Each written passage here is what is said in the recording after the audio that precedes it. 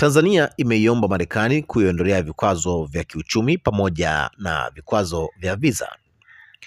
Serikali ya Tanzania imeiomba Marekani kuondoa vikwazo vya visa kwa Watanzania wanaosafiri kwenda nchini humo pamoja na vikwazo vingine vya kiuchumi na kiusafiri vilivyoweka dhidi ya Tanzania, hii ili kuweza kuimarisha uhusiano wa kidiplomasia na wananchi wa nchi hizo mbili.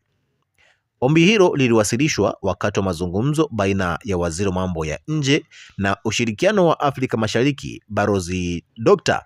Mohamed Thabit Kombo na waziri wa ulinzi wa Jeshi la Kujenga Taifa Dr. Limo Nyansao pamoja na ujumbe maalum wa wajumbe 11 wa Baraza la Wawakilishi la Marekani, yani Congress, katika vyama vyote viwili vikuu nchini humo. Kikao hicho cha ngazi ya juu kilichofanyika mnamo Julai 27 mwaka 2026 katika ofisi za zamani za makao makuu ya Jeshi la Wananchi wa Tanzania alimaarufu kama Ngome Upanga jijini Dar es Salaam, kiliongozwa na mwenyekiti wa kamati ndogo ya huduma za kijeshi, ulinzi na usalama ya Baraza la Wawakilishi la Marekani Ron Jackson.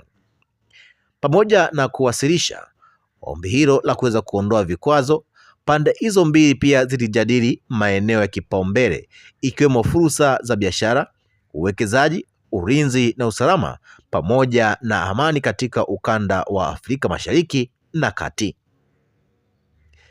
Ujumbe wa Marekani ulipongeza sana Tanzania kwa mchango wake katika kudumisha amani, usalama wa kikanda, ikiwemo juhudi za kupambana na ugaidi na ushiriki katika operesheni za kulinda amani barani Afrika.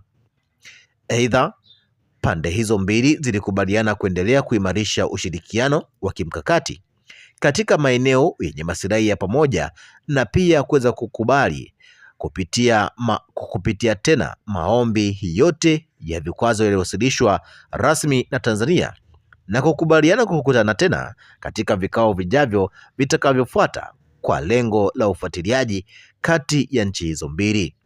Mwisho wa kukusogezea taarifa hii, ambapo Tanzania imeiomba Marekani iweze kuiondolea vikwazo vya kiuchumi, kiusafiri na pia vikwazo vya visa. Asanteni sana kwa kuwa nasi katika taarifa hii. Kikubwa endelea kubaki nasi. Tukutane wakati mwingine na wasaa mwingine.